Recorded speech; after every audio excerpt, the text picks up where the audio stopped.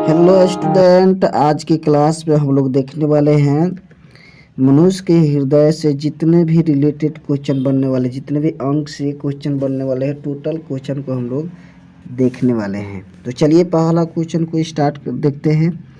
तो पहला आपका क्वेश्चन है कि मनुष्य का हृदय कितनी बार धड़कता है। मनुष्य का हृदय कितनी बार धड़कता है? तो यहाँ आंसर आपको दिख रहा होगा 72 बार। ठीक है, यानी 1 मिनट में 72 बार धड़कता है। चलिए दूसरा क्वेश्चन देखते हैं। मानव खोपड़ी, जिसको ह्यूमन स्कूल बोलते हैं, तो मानव खोपड़ी में हड्डियां पाई जाती हैं।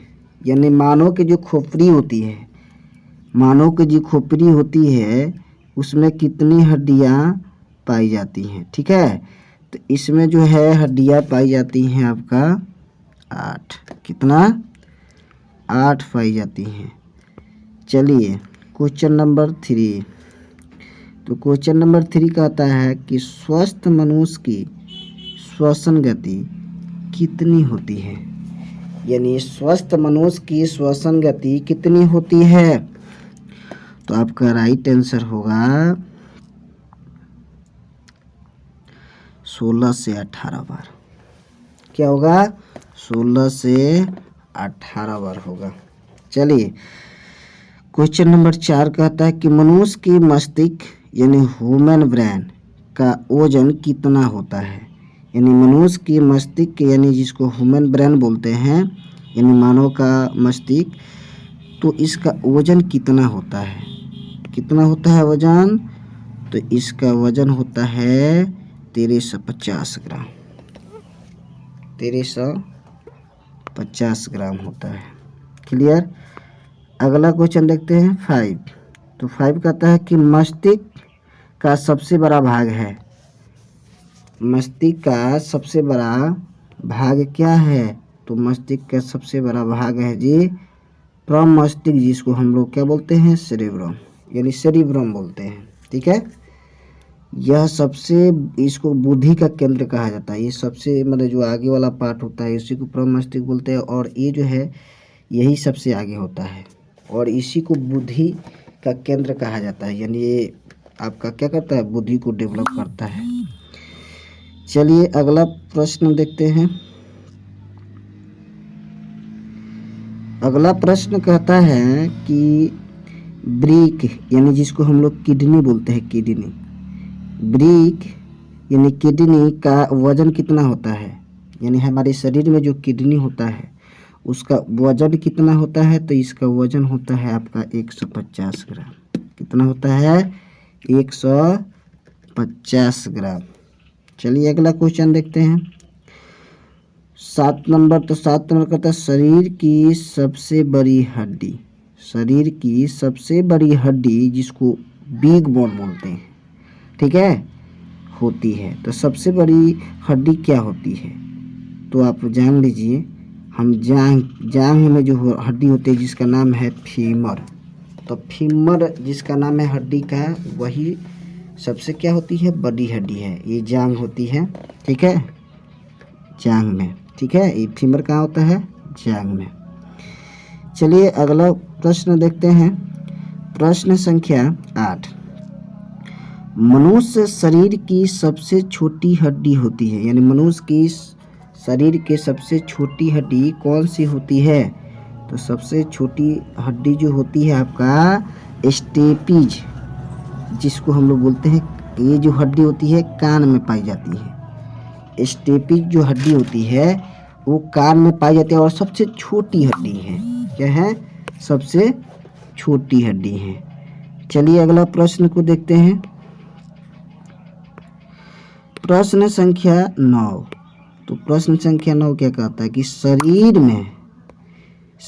में सबसे मजबूत हड्डी, यानी हमारे शरीर में सबसे मजबूत हड्डी कौन होती है? तो आपको दिख रहा होगा जबड़े की हड्डी। यानी जो हमारा जबड़ा है, मुंह में जो जबड़ा होता है जिससे हम लोग भोजन चबाते हैं, उसका हड्डी जो होता है सबसे क्या होता है? मजबूत होता है। देखते हैं पत्थर उत्थर सब अगर आकर ऊपर पड़ जाए तो सब तोड़ देते हैं, तो इसीलिए वह मजबूत होता है। जबरा, ये जो जबरा होता है उसका मजबूत होता है। तो चलिए अब देखते हैं प्रश्न संख्या 10। ये कहता है कि शरीर की सबसे कठोर तत्व होती है। शरीर की सबसे कठोर तत्व, कठोर मतलब समझते हैं मजबूत, ठीक है। तो सबसे मजबूत तत्व कौन होता है जी? जैसे एनामेल, ठीक है। एनामेल जो है हमारे शरीर में सबसे कठोर तत्व है, ठीक है। चलिए अगला क्वेश्चन देखने वाले हैं, प्रश्न संख्या 11। तो प्रश्न संख्या 11 क्या कहता है कि सामान्य मनुष्य का रक्तचाप, जिसको ब्लड प्रेशर बोलते हैं, कितना होता है? माने जैसे मान लीजिए कि अगर कोई बीमारी नहीं है मनुष्य को, तो उसका ब्लड प्रेशर कितना होना चाहिए तो वह माने सुरक्षित यानी सेव रहेगा। तो उसका प्रेशर होना चाहिए 120 से 80। अगर इससे घटता है या बढ़ता है तो वो ब्लड प्रेशर जो होता है लो कहेंगे। अगर क्या होगा, 80 से घट जाएगा, जैसे 70 हो गया, ठीक है, 60 हो गया, तो कहेंगे कि ब्लड प्रेशर जो है लो हो गया है, ठीक है। 120 से अगर बढ़ गया, 130 हो गया, तो कहेंगे ब्लड प्रेशर बढ़ गया, ठीक है। तो आपको याद होना चाहिए। तो चलिए अगला प्रश्न देखते हैं, प्रश्न संख्या 12। तो प्रश्न संख्या 12 कहता है कि मानव शरीर में जल की मात्रा पाई जाती है। मानव शरीर में जल की मात्रा पाई जाती है, यानी हमारे शरीर में जल की मात्रा कितनी होती है, यानी कितना प्रतिशत पाया जाता है। तो देखिए 65 से 80% हमारे शरीर में जल मौजूद होता है, तभी तो हम जिंदा रह पाते हैं, तभी तो हमारे अंदर नमी होती है, ठीक है। तो इसीलिए जो है हमारे अंदर कितना होती है, 65 से 80%। चलिए अगला प्रश्न को देखते हैं, प्रश्न संख्या 13। तो प्रश्न संख्या 13 कहता है कि रक्त की मात्रा शरीर के भार का होता है, यानी रक्त की मात्रा जो होता है शरीर के भार का होता है, यानी कितना प्रतिशत होता है शरीर के भार का? तो 7%, यानी जितना आपका भार होता है उसमें जो है रक्त का भार कितना होता है, तो 7% होता है, और उसको मिला के आपका वजन देखा जाता है। अब ब्लड अलग थोड़े कीजिएगा, ब्लड आपके शरीर में ही ब्लड रहेगा, नहीं तो जिंदा कैसे रहिएगा। तो इसीलिए ये 7% जो है, 7% जो है आपका ये ब्लड होता है, माने ब्लड का भार होता है। चलिए प्रश्न संख्या 14। प्रश्न संख्या 14 कहता है कि मनुष्य में रक्त, जिसको ब्लड बोलते हैं, रक्त को इंग्लिश में ब्लड बोलते हैं, तो ब्लड की मात्रा पाई जाती है, यानी मनुष्य के रक्त में ब्लड की मात्रा कितनी पाई जाती है। मैंने हमारे सीधा सीधा मतलब क्वेश्चन है कि हमारे शरीर में, यानी हम लोगों के शरीर में कितना रक्त माने पाया जाता है, यानी खून कितना पाया जाता है, तो 5 से 6 लीटर। कितना जी? 5 से 6 लीटर होता है हम लोगों के शरीर में खून, ठीक है। अब समझ में आ रहा होगा। चलिए अगला प्रश्न देखते हैं, प्रश्न संख्या 15। तो प्रश्न संख्या 15 कहता है कि मानव रक्त जो होता है वो क्षारीय होता है, याद रखिएगा, ठीक है। तो मानव रक्त, जिसको बोलेंगे ह्यूमन ब्लड, एल्काइन का पीएच मान होता है, ठीक है। यानी मानव के रक्त का पीएच मान कितना होता है, तो 7.4 होता है। कितना होता है जी? 7.4। तो चलिए अब इसके बाद प्रश्न देखते हैं 16। तो 16 कहता है कि रक्त को शुद्ध करता है वह, तो हमारे शरीर में जो रक्त होता है उसको शुद्ध कौन बनाता है, तो हमारा जो किडनी होता है ना, वही क्या करता है, रक्त को शुद्ध बनाता है, यानी सप्लाई करता है, साफ करता है अगर कचरा होगा तो, ठीक है। चलिए अगला प्रश्न देखते हैं कि 17, लाल रक्त कण जिसको क्या बोलते हैं, लाल रक्त कण को हम लोग बोलते हैं रेड ब्लड सेल, जिसको हम लोग बोलते हैं RBC। ये बहुत इम्पोर्टेंट है, ठीक है, इसको RBC बोलते हैं, रेड ब्लड सेल इसका फुल फॉर्म हो जाएगा, का निर्माण होता है। यानी लाल रक्त कण का निर्माण कहाँ होता है, तो आपका होता है अस्थि मज्जा में। कहाँ जी, अस्थि मज्जा में होता है। चलिए अगला प्रश्न देखते हैं, प्रश्न संख्या 18। तो प्रश्न संख्या 18 कहता है कि लाल रक्त कण का जीवन काल, यानी हमारे शरीर में जो लाल रंग का खून होता है उसका जीवन काल कितने दिन का होता है, तो 120 दिन के बाद उसके बाद वो मर जाता है, फिर नया ब्लड बनता है, ठीक है। तो चलिए अब प्रश्न संख्या देखते हैं 9। तो 9 क्या कहता है कि श्वेत रक्त कण, जिसको हम लोग बोलते हैं वाइट ब्लड सेल, जिसको बोलते हैं WBC। WBC का फुल फॉर्म क्या होगा, W से वाइट, B से ब्लड और C से सेल, इसका फुल फॉर्म हो जाएगा। तो यानी श्वेत रक्त कण का जीवन काल कितना दिन का होता है, यानी हमारे शरीर में लाल तो ब्लड होता है, माने खून होता है, एक उजला खून होता है। देखिएगा कभी आपका हाथ उठ कट जाता है तो पहले लाल जो है ब्लड निकल जाता है, निकलने के बाद उजला उजला पानी की तरह गिरने लगता है, वही आपका क्या है, श्वेत रक्त कण है, ठीक है, जिसको हम लोग माने उजला खून बोलते हैं। तो इसका जीवन काल जो होता है ज़्यादा दिन का नहीं होता है, 1 से 4 दिन मर जाता है, तुरंत निकलेगा, ख़त्म हो जाता है, ठीक है, मैंने 1 से 4 दिन के बीच ये मर जाता है, ख़त्म हो जाता है। तो चलिए अब हम लोग देखने वाले हैं प्रश्न संख्या 20। तो प्रश्न संख्या 20 क्या कहता है, तो प्रश्न संख्या 20 कहता है कि रक्त कण, यानी श्वेत रक्त कण, जिसको अभी मैंने बताया कि वाइट ब्लड सेल, जिसको हम लोग क्या बोलते हैं WBC को कहा जाता है। तो क्या कहा जाता है, ल्यूकोसाइट। क्या कहा जाता है जी, ल्यूकोसाइट कहा जाता है। मैंने वाइट जो आपका क्या है श्वेत रक्त कण है उसको क्या बोलते हैं, ल्यूकोसाइट। चलिए अगला प्रश्न देखते हैं, प्रश्न संख्या 21। प्रश्न संख्या 21 क्या कहता है कि लाल रक्त कण, जिसको मैंने इसके पहले बताया था RBC, ठीक है, रेड ब्लड सेल को कहा जाता है। जैसे श्वेत प्रकाश को मैंने बताया कि ल्यूकोसाइट कहा जाता है, उसी प्रकार यानी RBC को, यानी लाल रक्त कण को क्या कहा जाएगा, एरिथ्रोसाइट। क्या कहा जाएगा, एरिथ्रोसाइट कहा जाएगा, ठीक है, इसका नाम हो जाएगा। चलिए अगला प्रश्न देखते हैं, प्रश्न संख्या 22।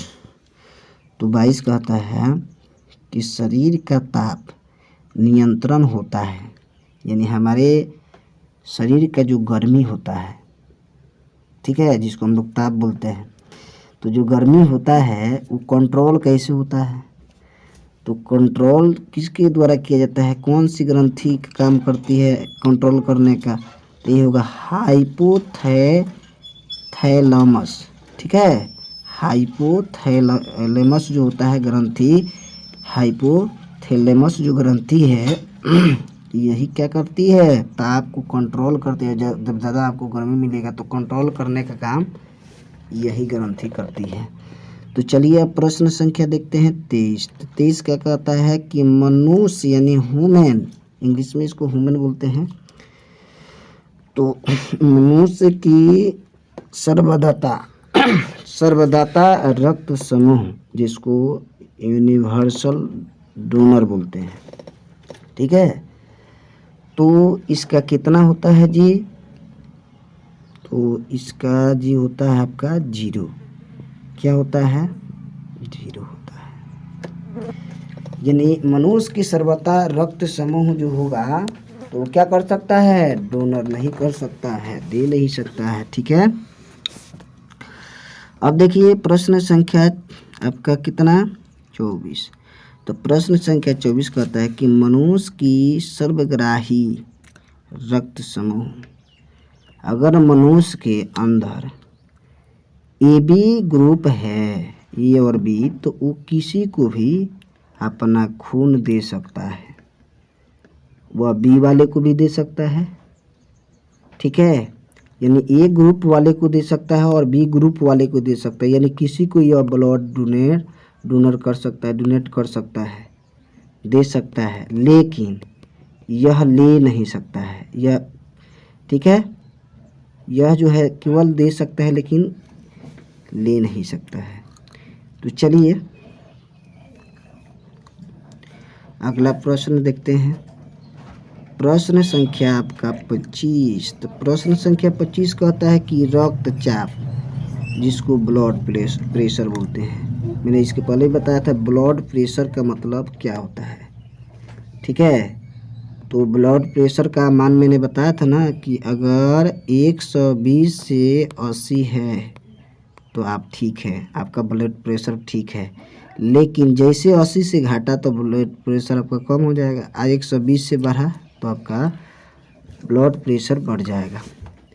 तो हम लोग जो है यहाँ पर देखेंगे कि रक्तचाप मापने की यंत्र को क्या कहा जाता है।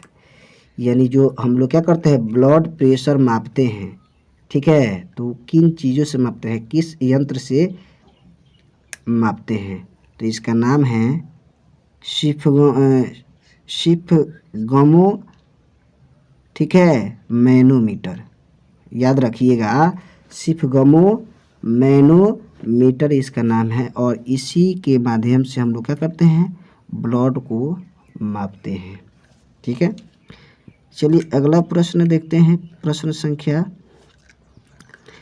26।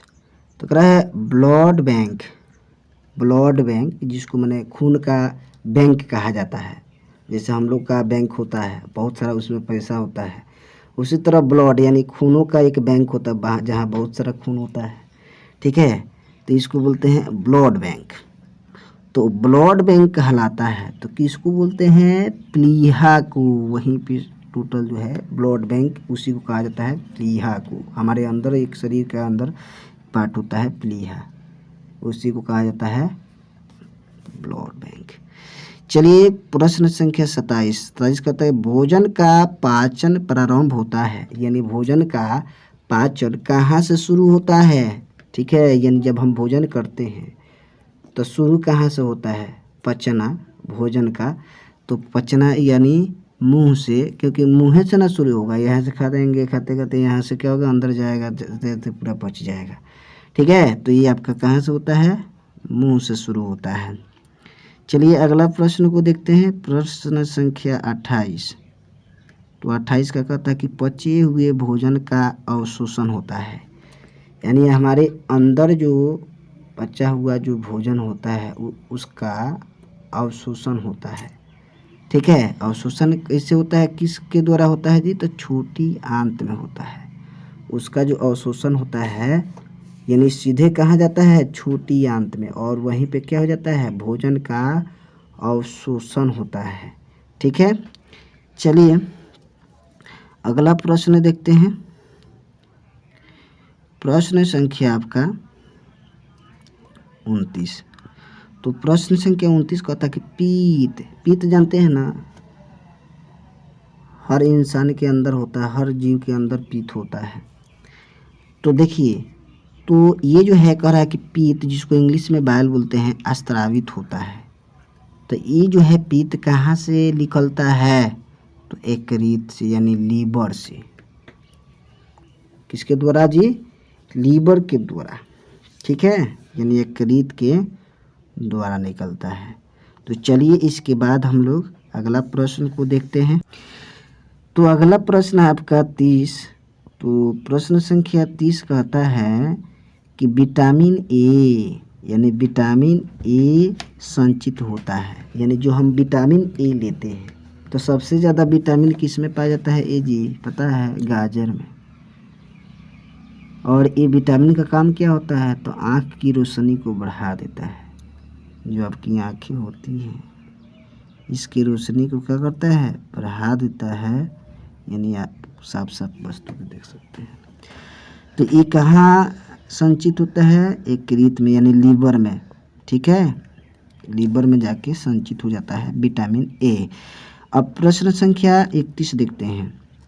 तो 31 कहता है कि शरीर की सबसे बड़ी ग्रंथि, यानी शरीर की सबसे बड़ी ग्रंथि किसको बोलते हैं? किसको बोलते हैं? शरीर की सबसे बड़ी ग्रंथि किसको बोलते हैं? तो ये आपका लीवर को ही सबसे बड़ा ग्रंथि बोलते हैं। हमारा जो लीवर है यही ना सबसे लंबा है जी, ठीक है, तो इसी को बोला जाता है सबसे बड़ी ग्रंथि, यानी बड़ा है, लंबी। चलिए अगला प्रश्न देखते हैं, प्रश्न संख्या 32। तो प्रश्न संख्या 32 कहता है, प्रश्न संख्या 32 कहता है कि सबसे छोटी ग्रंथि जिसको स्मॉल ग्लैंड बोलते हैं, जिसको मास्टर ग्रंथि भी बोलते हैं, छोटी ग्रंथि को मास्टर ग्रंथि भी बोलते हैं, तो कौन सा ग्रंथि है जी? पिट्यूटरी ग्रंथि, पिट्यूटरी, ठीक है, पिट्यूटरी ग्रंथि जो है यह सबसे छोटी ग्रंथि कहा जाता है, इसको मास्टर ग्रंथि भी बोलते हैं। चलिए अगला प्रश्न, प्रश्न संख्या 33। तो कहता है मनुष्य में फसलियाँ जिसको रिब्स बोलते हैं की संख्या होती है। हमारे माने शरीर में जो फटियों की संख्या, जिसको फसली नहीं बोलते हैं, कि तार जैसे लड़का देखते हैं झगड़ा वगड़ा करता है तो करता मार के तार फसली तोड़ दे, तो ये चीज़ जो होता है जिसको हम फसलियाँ बोलते हैं। तो इसकी मैंने कहने का मतलब कितनी जोड़ी का होती है? तो ये 12 जोड़ी होती है। कितनी जोड़ी? 12 जोड़ी, याद रखिएगा, बहुत इम्पोर्टेंट है। चलिए अगला प्रश्न देखते हैं, शरीर में हड्डियों जिसको बोलते हैं बोन्स, हड्डी को क्या बोलते हैं? बोन्स, यानी शरीर में हड्डियों की कुल संख्या है। शरीर में हड्डियों की कुल संख्या है तो 206। अब याद रखिएगा कि ये जैसे मतलब होता है मानव में होता है, और बच्चे में जो होते हैं, बच्चे में वो 300 होते हैं। कितने होते हैं? 300। और बाकी जो है 300 से अब 206 कैसे हो जाता है? तो मान लीजिए कि जब आदमी बड़ा होता है तो कुछ हड्डियाँ जो होती है छोट मोट टूट जाती है, टूट के बिखर जाती है, ठीक है, बचती है कितना? 206 हड्डियाँ बचती हैं, ठीक है। और शिशु में जो होती है, जो जन्म अभी लिया है शिशु, उसमें 300 हड्डियाँ होती है। धीरे धीरे जैसे बड़ा होता है उसी तरह हड्डियाँ कुछ टूट जाती हैं। चलिए प्रश्न संख्या देखते हैं 35। तो 35 कहता है कि शरीर में मांसपेशियों जिसको हम लोग बोलते हैं म्यूकलस की कुल संख्या है। तो मान लीजिए कि हमारे शरीर में मांसपेशियों की कुल संख्या कितनी है? ठीक है, तो ये है 639। कितना है? 639। अगला प्रश्न को देखते हैं, प्रश्न संख्या 36। तो देखिए 36 क्या कहता है? 36 कहता है कि लार जिसको बोलते हैं सलीवा, लार में पाए जाने वाला एंजाइम होता है। यानी हमारे जो लार होता है, जो ना होता है कि अगर खूब बढ़िया चीज़ देख ले तो टॉप दे लार चू जाता है ना। जैसे मान लीजिए कि हम कहते हैं कि इमली, तो इमली का नाम सुनते सुनते लार टपक हो जाता है। तो इसीलिए जो है, ठीक है, इसको लार बोलते हैं। तो लार में कह रहा है कि कौन सा एंजाइम मैंने पाया जाता है। तो कौन सा एंजाइम पाया जाता है जी? तो ये आपका होगा टाइलिन। कौन सा होगा? टाइलिन। यही एंजाइम पाया जाता है आपका लार में। चलिए अगला प्रश्न देखते हैं, प्रश्न संख्या 37। तो प्रश्न संख्या 37 कहता है कि लिंग निर्धारण कहाँ से होता है? लिंग निर्धारण कहाँ से होता है? तो ये होता है पुरुष क्रोमोसोम, होता है पुरुष क्रोमोसोम पर। चलिए अगला प्रश्न को देखते हैं, प्रश्न संख्या 38। तो 38 क्या कहता है कि मनुष्य का हृदय जिसको ह्यूमन हार्ट बोलते हैं, हार्ट मतलब हृदय या ह्यूमन मतलब मनुष्य चाहे मानव कहिए, तो ह्यूमन यानी मनुष्य का हृदय होता है। तो मनुष्य का हृदय क्या होता है? 4 कोष्ठकीय होता है। कैसा होता है जी? 4 कोष्ठकीय, यानी 4 गो उसका कोष्ठ होता है, ठीक है। तो मानव का क्या होता है, हृदय होता है। चलिए अगला प्रश्न देखते हैं, प्रश्न संख्या 39। तो प्रश्न संख्या 39 कहता है कि देखिए, प्रश्न संख्या 39 बताने से पहले एक बात आपसे ज़रूर आपसे बोलेंगे कि देखिए, अभी तक आप लोग चैनल सब्सक्राइब नहीं किए, तो प्लीज़ चैनल को जल्द से जल्द सब्सक्राइब कर लें, ताकि फिर इसके बाद जब हम वीडियो बनाएंगे तो उसका नोटिफिकेशन जो है आपके पास पहुंच जाएगा। हाँ, बेल आइकन को दबाना मत भूलिएगा, क्योंकि बेल आइकन नहीं दबाइएगा तो आपके पास कोई नोटिफिकेशन नहीं जाएगा। तो इसलिए जो है बेल आइकन को ज़रूर दबाइएगा और शेयर भी कर दीजिएगा, और उसके आगे कुछ नहीं बोलेंगे, बस एक लाइक कर दीजिएगा। तो चलिए देखते हैं प्रश्न संख्या 39। तो प्रश्न संख्या 39 कहता है कि शरीर में गुणसूत्रों की संख्या पाई जाती है।